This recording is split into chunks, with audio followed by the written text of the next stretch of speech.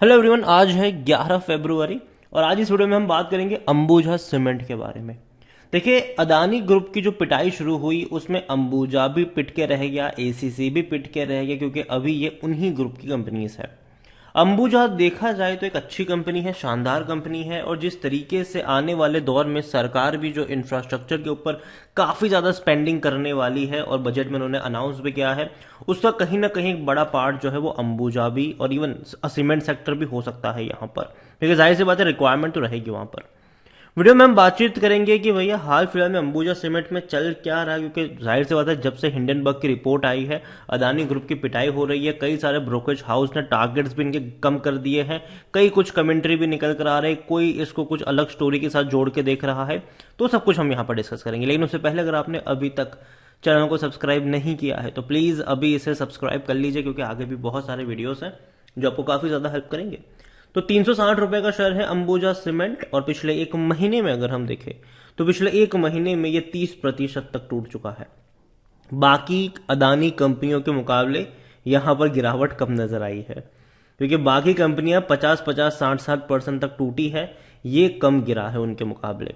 अगर बात करें पिछले एक साल की, तो पिछले एक साल में अंबुजा सीमेंट का जो शेयर है उसमें अभी भी 3.5% की गिरावट है।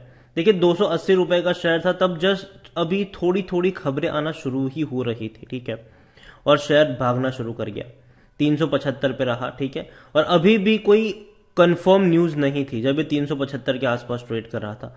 बस ये था कि अदानी खरीद सकते हैं, अदानी खरीद सकते हैं, अदानी खरीद सकते हैं। लेकिन जैसे ही अदानी ने खरीद लिया, ये एकदम से भाग के 600 के करीब जाने ही वाला था, 550 ही 580 तक आ गया। थोड़ा सा करेक्शन बना, वापस तेजी बनी, और देखा जाए तो 585 रुपए तक गया ये। उसके बाद ये टूटा जरूर था, लेकिन जैसे ही हिंडनबर्ग की रिपोर्ट आई एक झटके में हालत खराब हो गई इसकी। अगर हम बात करें अंबुजा सीमेंट की पिछले 3 सालों में, अगर इसका ग्राफ देखेंगे तो 75% का ग्रोथ है। देखो, पहले भी 2021 में भी, तब तो अदानी यहां पर थे ही नहीं, कुछ था ही नहीं वो, तब भी ये शेयर 430-440 रुपए के आसपास ट्रेड कर रहा था, ठीक है। बाद में गिर जरूर रहा था, लेकिन बढ़िया बाउंस बैक आया अदानी के एंट्री के बाद। अभी अगर हम एक रियल रीजन की बात करें, देखो अंबुजा एसीसी स्ट्रॉन्ग कंपनी जरूर है इस सेक्टर की, लेकिन रियल रीजन भी है कि भैया क्यों टूट रहे हैं ये, इतने क्यों टूट रहे हैं। तो यहां पर हमने मार्केट कैपिटलाइजेशन में काफी बड़ी गिरावट देखी। In a past couple of year there has been no shortage of the black swan events taking place. यहां पर अगर देखो, हिंडनबर्ग ने जब से रिपोर्ट पब्लिश करी है अपनी, तब से अदानी ग्रुप के स्टॉक्स में, इसके अलावा एसीसी अंबुजा में लगातार हमें डीप कट्स देखने को मिल रहे हैं। There were good transparent business with healthy cash flow and history of resilient performance. But still, the stocks crash along with the rest of the Adani pack. देखा जाए तो भैया काफी अच्छा हेल्दी कैश फ्लो है इनका, लेकिन फिर भी अदानी की गिरावट में ये भी गिरता हुआ नजर आ रहा है। यहां पर आप देखिए, this is the situation where the promoter is tapped in fire that slowly इनकी बाकी कंपनियों को भी खराब कर रही है। देखो, अदानी की भी मैंने पहले भी कहा था कि सभी कंपनियां खराब नहीं है, पोर्ट अच्छी कर रही है, विल्मर अच्छा कर रहा है, लेकिन जो तरीके की तेजी रफ्तार गैस ग्रीन ट्रांसमिशन दिखा रहे थे वो कभी भी डिजर्व कर ही नहीं रहे थे। तो जब आग लगना शुरू हुई तो भैया वो पेड़ भी जल रहे हैं जो एक्चुअली मजबूत पेड़ थे, ठीक है, और इसमें अंबुजा भी शामिल है। आप यहां पर देखिए कि बिल्कुल इसी तरीके की सिचुएशन, देखो यहां पर होता है कि which option to promoter choose decide to the future course for all the companies in the past there has been many instance. देखो भूतकाल में हम कई बार ये देख चुके हैं, ठीक है, कि प्रमोटर में जब भी इस तरीके की सिचुएशन आती है काफी हैवी डिस्काउंट आ जाते हैं। 2010 में अनिल अंबानी के साथ यही हुआ था, ठीक है। Reliance communication was in the middle of lot of problem with huge debt, failed investment, lawsuit, और कई सारी स्टिफ कंपटीशन के जरिए रिलायंस कम्युनिकेशन, जो आरकॉम हम कहते थे, और कहते हैं, वो वहां पे सबसे ज्यादा प्रॉब्लम थी। At one point in time Anil Ambani owned over $700 million to Chinese bank. He finally declare bankruptcy in 2020, ठीक है, and stated he has no meaningful assets left. आप समझिए 2010 में यही चीज हुई थी, ठीक है। और तब अगर कोई ये कह रहा है कि मतलब गौतम अदानी अनिल अंबानी नहीं है, तो अनिल अंबानी का भी 2010 में रुतबा कुछ ऐसा ही था, ठीक है। वर्ल्ड के रिचेस्ट पर्सन में, मतलब इंडिया के रिचेस्ट पर्सन में जाने जाते थे वो। Although his downfall major due to the one of his group companies Reliance communication, but the other companies, देखो दिक्कत थी रिलायंस कम्युनिकेशन में, जबकि बाकी कंपनीज जो इनका इंफ्रास्ट्रक्चर था, पावर था, कैपिटल था, वो अच्छा कर रहा था, ठीक है, लेकिन फिर भी वहां पर सबसे ज्यादा भी डेंट लगना शुरू हो गया था। तो यहां पर भी इवन हमने सत्यम वाले केस में भी ये सारी चीजें देखी है, और इसीलिए लोगों में डर रहता है, पैनिक रहता है। लेकिन मुझे लगता है कि देखो अभी अडानी बहुत तेजी से फाइट बैक कर रहे हैं। यूएस में भैया लॉस फर्म भी उन्होंने हायर किया है, और आने वाले दौर में हिंडनबर्ग के खिलाफ लड़ना भी शुरू कर देंगे ये। एक बड़ी अपडेट यहाँ पर आई है, एनएससी ने भैया अदानी पोर्ट और अंबुजा सीमेंट को जो एनएससी रिमूवल सर्वेलेंस फ्रेमवर्क है वहां से हटाया है। देखो क्या था कि पहले जब अदानी में गिरावट देखने को मिल रही थी, तो प्रोटेक्ट करने के लिए कि भैया बहुत ज्यादा फर्दर गिरावट ना आ जाए, इसीलिए उनको सर्वेलेंस फ्रेमवर्क में डाला गया था, लेकिन अब वहां से हटाया है। तो अब देखना इंटरेस्टिंग होगा कि क्या होता है। यहाँ पर जनरली फ्रेमवर्क में डालते हैं ताकि शॉर्ट सेलिंग ना हो ज्यादा से ज्यादा। बड़ी अपडेट मॉर्गन स्टैनली को लेकर भी आई है। हालांकि उन्होंने अंबुजा सीमेंट में रेटिंग दी है इक्वल वेट की, लेकिन टारगेट जो है वो काफी कम कर दिए हैं। 380 रुपए का टारगेट रखा है, 360 पे शेयर ट्रेड कर रहा है। अगेन टारगेट जो होते हैं वो 1 साल के होते हैं, ठीक है। यहां पर उनका ये भी कहना है कि एक्सपांशन जो प्लान है अंबुजा का वो रिमेन इंटैक्ट रह सकता है, बट डिटेल अभी उसका इंतजार कर रहे हैं ये। वेरियस कॉस्ट शेयरिंग इनिशिएटिव भी आने वाले दिनों में देखने को मिलेंगे।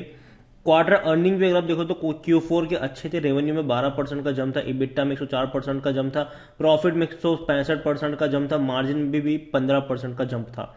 तो अंबुजा के नतीजे तो काफी अच्छे थे, और रिस्क टू अपसाइड देखा जाए तो स्ट्रॉन्ग कैपेसिटी एक्सपांशन अनाउंसमेंट इन्होंने करी है यहाँ पर। Better than expected industry demand भी है, लेकिन डाउनवर्ड्स में ये भी है कि मार्जिन जो है लोअर हो सकते हैं आने वाले दौर में, सिग्निफिकेंट डीले हो सकता है इनके एक्सपांशन प्लान में। जाहिर सी बात है अभी जो कैश क्रंच है वो होगा, तो इसलिए जो मार्जिन जो इनका एक्सपांशन प्लान था वो थोड़ा सा डीले होता हुआ आपको नजर भी आ सकता है।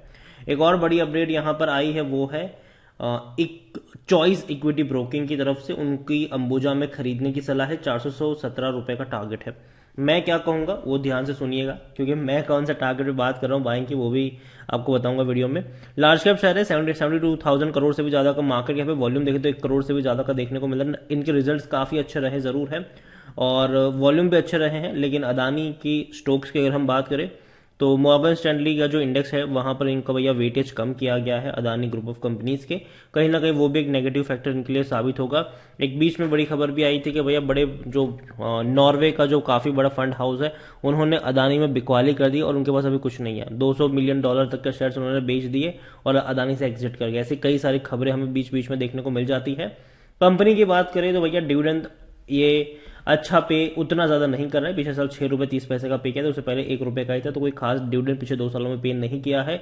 इनके रेवेन्यू धीरे धीरे अपवर्ड्स की तरफ जा जरूर है, जो कि अच्छी बात है। अंबुजा सीमेंट देखा जाए तो 36 का पी है, थोड़ा सा और करेक्शन हो सकता है यहाँ पर। मुझे लगता है कि 360 रुपए पर ट्रेड जरूर कर रहा है, लेकिन थोड़ा सा और करेक्शन आपको देखने को मिलेगा आने वाले दौर में। और काफी कुछ हो रहा है यहाँ पर, और मैंने पहले भी कहा था कि देखो शॉर्ट सेलिंग को रोकने के लिए एनएससी और सेबी की तरफ से बहुत कुछ किया जा रहा था, लेकिन अभी धीरे धीरे जैसे ही जो प्रोटेक्शन हटेगा तब आपको असली चीज सामने देखने को मिल जाएगी।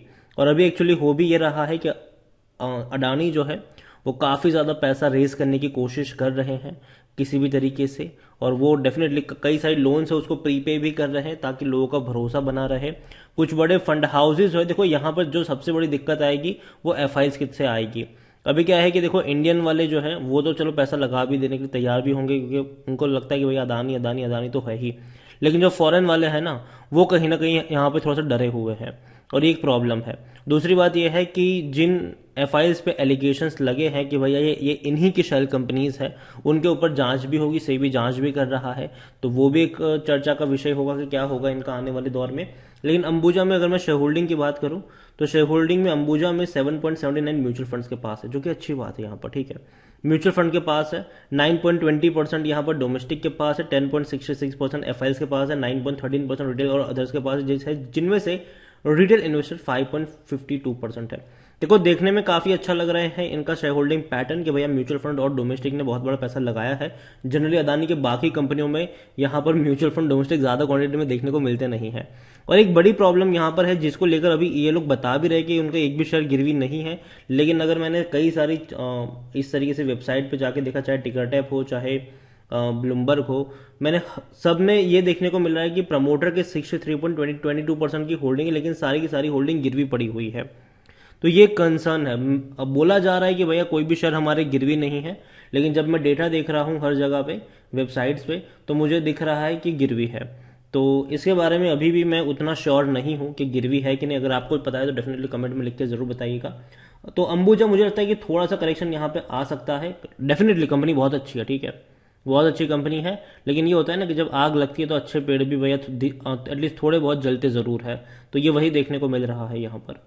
तो अंबुजा को लेकर इतना ही कहूंगा आपसे कि खरीदारी अभी करी है तो बने रहिए, लेकिन 320-300 रुपए के रेंज पर आपकी नज़र होनी चाहिए।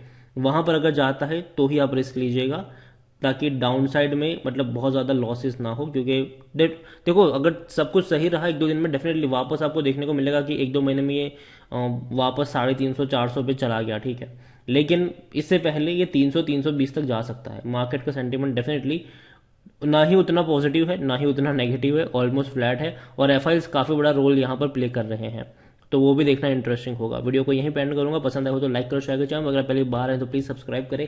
और अंबुजा सीमेंट के बारे में आप क्या सोचते हैं वो भी आप मुझे कमेंट में लिख के बता सकते हैं। Thank you.